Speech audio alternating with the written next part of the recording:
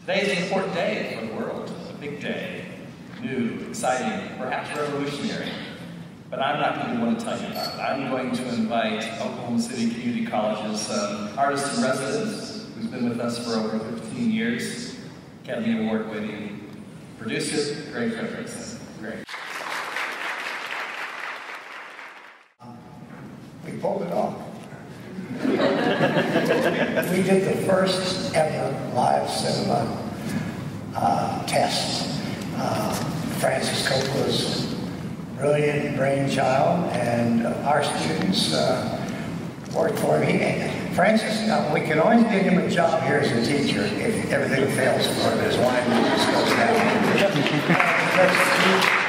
He was wonderful with all of our students and took time and explained to them what he was doing.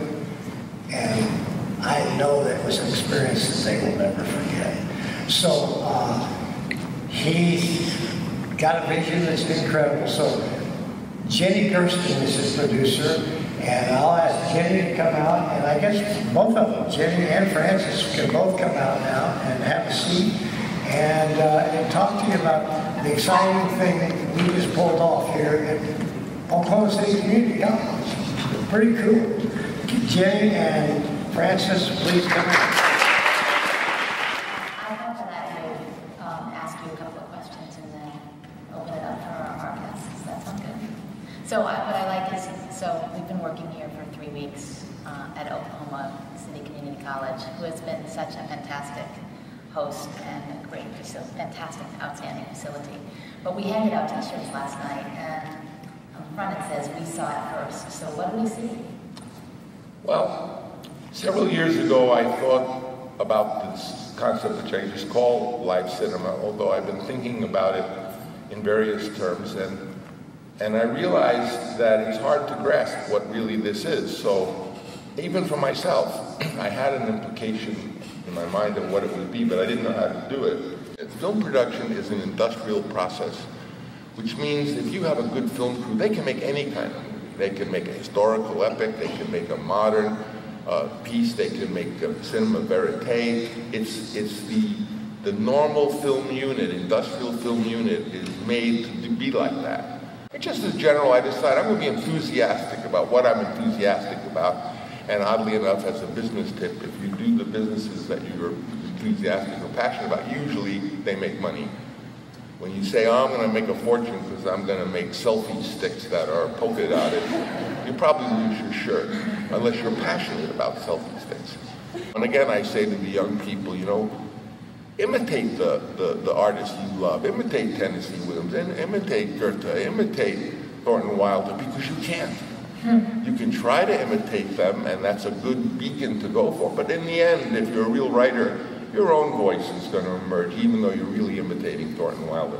So I began to tackle a story of a family like mine. You know, when you ask me what the story, even those of you who saw it last night, well, is it true? And I would say none of it happened. None of it happened. But everything in it is true.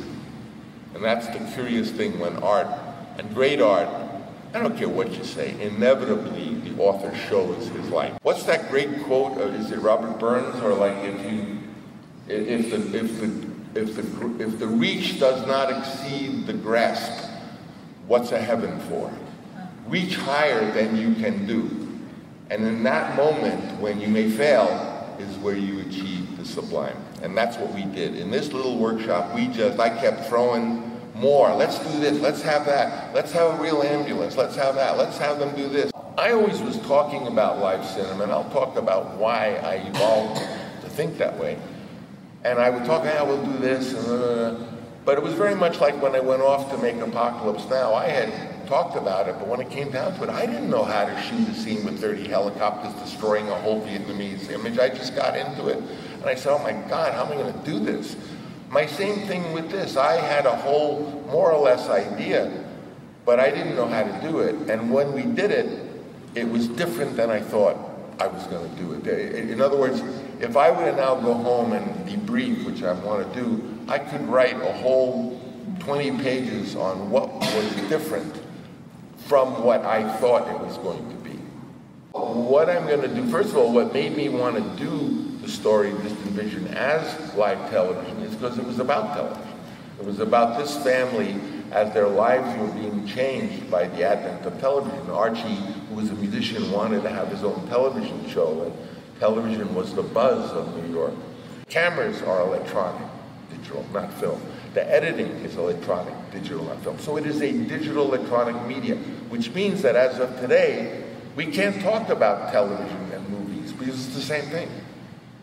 It's all the same thing. It only depends on where you see it, whether it's a minute long or like the Sopranos 90 hours long. It's all cinema. So the fact that the cinema has become digital or electronic means that when they project the movie to the audience, they're not projecting a cut film, they're projecting digital files. And that means that the movie could be a different movie in Atlanta as it is in Sacramento. It means that every day you could have a different version because the projector is just showing digital files. You tell it what to play, it will play it. And that means that there could exist such a thing as live cinema in which the movie you go see would look like a movie. It would look no different than Godfather 2 or Lawrence of Arabia. It would look like a movie, but it will be being performed for you live. Bye-bye, see you soon. Watch this. And when I say, oh, I-M-I-M-I-A, we're only saying you're doing fine, Oklahoma, Oklahoma.